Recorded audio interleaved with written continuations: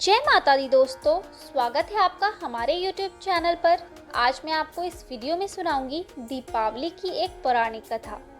तो आइए करते हैं कथा को प्रारंभ। एक बार शौनकादि ऋषियों ने सनत कुमार जी से पूछा, भगवान, दीपमालिका उत्सव यानी कि दीपावली के अवसर पर श्री लक्ष्मी जी के साथ साथ अन्य देवी देवताओं का पूजन क्यों किया जाता है, जबकि दीपावली का पर्व विशेषतः लक्ष्मी पूजन का है।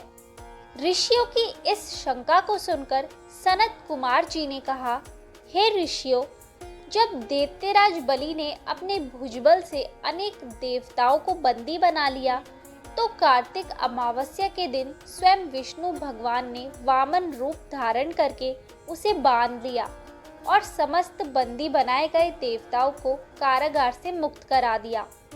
कारागार से मुक्त होकर सभी प्रमुख देवों ने क्षीर सागर में लक्ष्मी सहित विश्राम किया।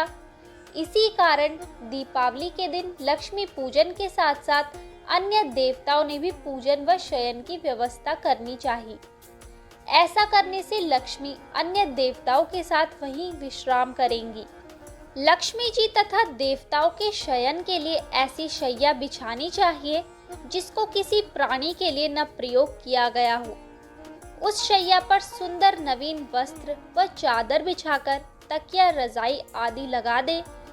तत्पश्चात सुगंधित कमल पुष्प भी शैया पर बिछाएं, क्योंकि लक्ष्मी जी का निवास प्राय कमल में रहता है। हे ऋषियों, इस प्रकार विधि पूर्वक श्रद्धा युक्त होकर देवताओं व भगवती लक्ष्मी के पूजन से वे स्थायी निवास करती है। भगवती लक्ष्मी के भोग के लिए गाय के दूध के खोए में मिश्री, लौंग, कपूर एवं इलायची आदि सुगंधित द्रव्य मिलाकर मोदक यानी कि लड्डू बनाने चाहिए। ऋषियों ने पुनः प्रश्न किया, भगवान, जब राजा बलि ने लक्ष्मी जी व देवताओं को अपने वश में कर लिया था, तो फिर लक्ष्मी जी ने उसका त्याग कब किया? सनत कुमार जी ने उत्तर दिया, हे ऋषियों, एक बार देवराज इंद्र से भयभीत होकर राजा बलि कहीं जा छिपे। इंद्र ने उसे ढूंढने का प्रयत्न किया। तभी उन्होंने देखा कि बलि गधे का रूप धारण कर एक खाली घर में समय व्यतीत कर रहा है। इंद्र वहां पहुंचे और बलि से उनकी बातचीत होने लगी। बलि ने इंद्र को तत्व ज्ञान का उपदेश देते हुए काल समय की महत्ता बताई। उनमें बातचीत चल ही रही थी कि उसी समय दैत्यराज बलि के शरीर से अत्यंत दिव्य रूपी एक स्त्री निकली। उसे देख इंद्र ने पूछा, हे दैत्यराज, तुम्हारे शरीर से निकलने वाली यह आभायुक्त स्त्री देवी है अथवा असुरी या मानवी? राजा बलि ने उत्तर दिया, राजन, यह देवी है, न असुरी न ही मानवी। यदि तुम इसके संबंध में अधिक जानना चाहते हो तो फिर इसी से पूछो। इतना सुन इंद्र ने हाथ जोड़कर पूछा, देवी, तुम कौन हो और दैत्यराज का परित्याग कर मेरी ओर क्यों बढ़ रही हो?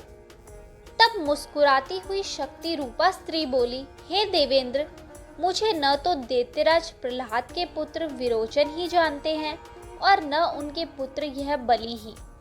शास्त्र वेता मुझे दुस्सहा, भूति और लक्ष्मी के नामों से पुकारते हैं, परंतु तुम तथा अन्य देवगण मुझे भली प्रकार नहीं पहचानते।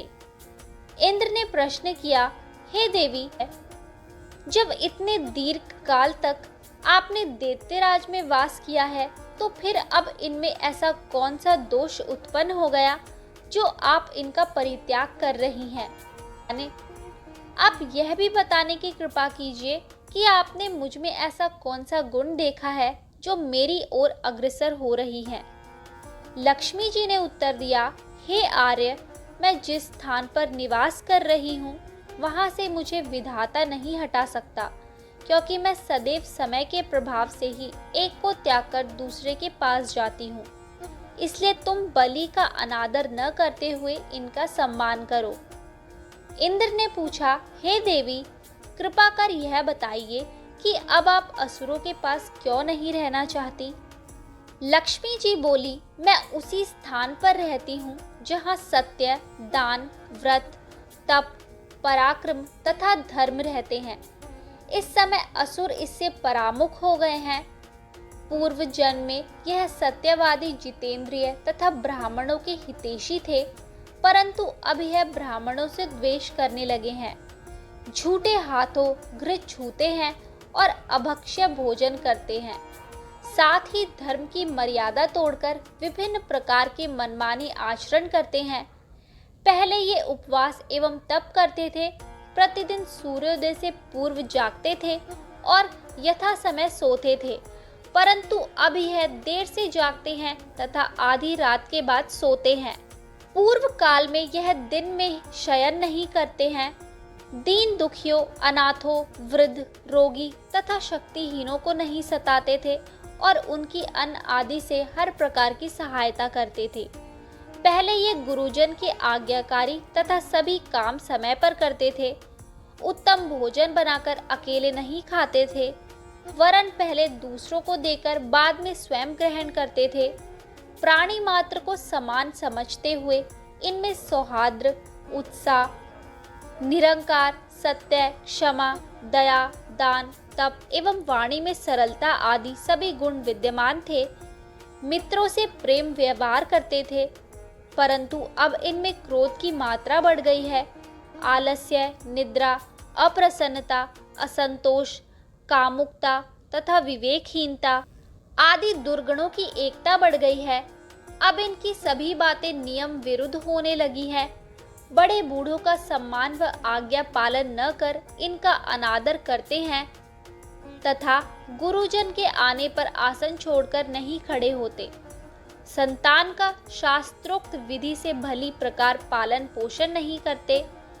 इन सब कारणों से इनके शरीर व चेहरे की कांति क्षीण हो रही है। पर स्त्री गमन, पर स्त्री हरण, जुआ, शराब, चोरी आदि दुर्गुण अधिक आ जाने के कारण इनकी धार्मिक आस्था कम हो गई है। अतः हे देवराजेंद्र, मैंने निश्चय किया है कि अब मैं इनके घर में वास नहीं करूंगी। इसी कारण मैं दैत्यों का परित्याग कर तुम्हारी ओर आ रही हूँ। तुम प्रसन्नता पूर्वक मुझे अंगीकार करो। जहाँ मेरा वास होगा वहाँ आशा, श्रद्धा, धृति, शांति, जय, क्षमा, विजित और संगीत ये 8 देवियां भी निवास करेंगी। चूंकि तुम देवों में अब धार्मिक भावना बढ़ गई है, इसलिए अब मैं तुम्हारे यहाँ ही वास करूंगी। सनत कुमार जी आगे बोले, अतः हे ऋषियों, जो भी व्यक्ति लक्ष्मी को पाना चाहता है उसे तदनुकूल ही आचरण करना चाहिए। तो दोस्तों, ये थी दीपावली की पौराणिक कथा। आपको ये कथा कैसी लगी हमें कमेंट करके ज़रूर बताएं। अच्छी लगी हो तो हमारे चैनल को सब्सक्राइब करें और शेयर करना ना भूलें।